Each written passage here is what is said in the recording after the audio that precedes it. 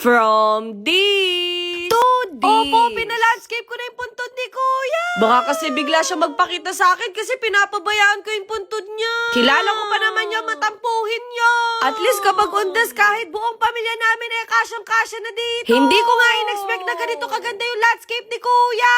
Kaya nakikiusap ako na pakiingatan to. Kasi sa totoo lang, masakit na talaga sa bulsa.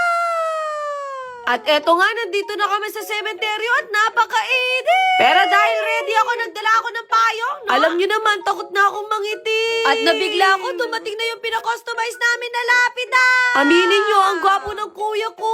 Naalala ko nung bata ko, ang dami pumupunta sa bahay namin kasi ang dami nagkakagusto kay kuya. Tapos kapag may nagbibigay ng chocolate sa kanya, ako din kumakain. At sakto, dumating na yung mga magla-landscape sa puntod ni kuya. Mapapansin niyo talaga yung puntod ni kuya, parang kalbo. Ang gaganda pa naman ng puntod ng katabi namin, baka magdampo sa akin si kuya. Hindi nga ako mapakali, kaya pinakialaman ko na naman yung trabaho nila. Pero in fairness, ganun palang ginagawa ko, pagod na agad ako.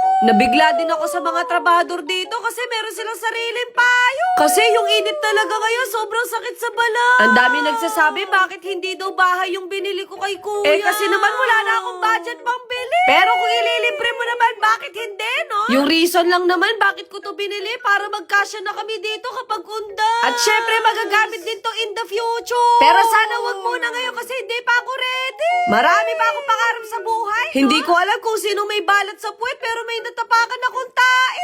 Aray ko!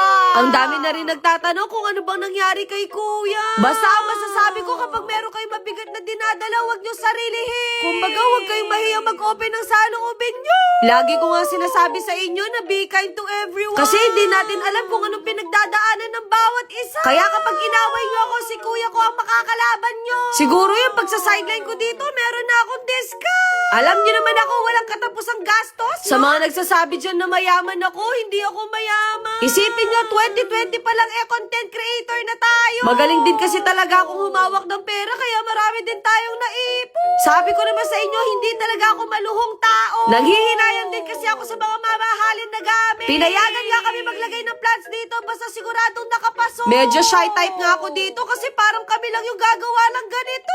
Kaya sana matuwa talaga yung kuya ko, no? Kaya salamat sa Lettuce Garden kasi napagbigyan nila tayo dito. Opo, sila din ang gumawa ng landscape ko sa bahay. Pinapantay na nga yung lupa dito para makapaglagay na kami ng grass. Opo, naglagay din kami ng pebbles dito sa paso.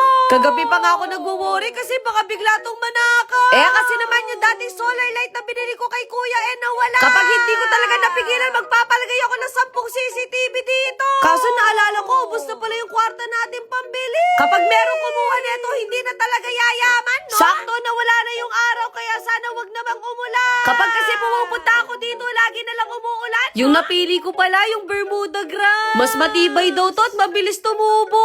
At kaya niya titiisin yung araw. Hindi ko nga alam kung tama ba yung paglalagay ko nito. Baka magtaka na lang ako, biglang matuyo tong mga grass na to dahil sa akin. Siguro kakantahan at sasayawan ko na lang sila. Para lang sa'yo, ang damo-damo ko. Huy, itigil mo yan. At unti-unti ko na nga nakikita yung ganda ng landscape ni kuya. At dahil ready ako, bumili din ako sa online shop. Bumili nga ako ng solar light para kapag gabi may ilaw dito.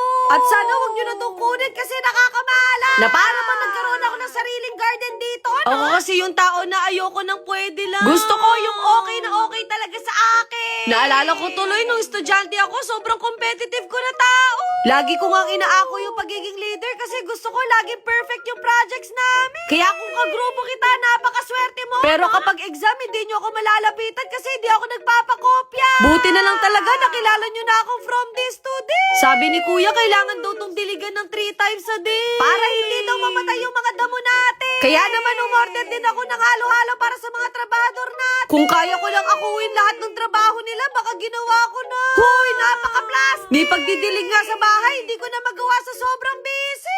Naglagay na nga din kami ng pebbles dito para hindi magkalat yung halaman at saka lupa. Umaambon na nga dito pero tinutuloy pa rin nila kuya. Basta wag nila ako sisihin kapag sila'y nagkasakit, no? Nung una nga, hindi ko ma-imagine kung saan nila ilalagay tong paso. In fairness, bumagay naman pala siya. Iniisip ko tuloy kung puntod ba yung pinagawa ko o garden. Kasi first time ko makakita ng ganito kagandang puntod. Naglagay din pala ako ng solar na flower. Ewan ko na lang talaga kung maliligaw pa yung mga buwisita na pupunta dito. Grabe, sobrang bilis ng pangyayari. Parang kailan lang inilipat lang namin At sana talaga masaya si kuya sa regalo ko. Grabe, wala talaga akong masabi kundi napakaganda. Parang ako.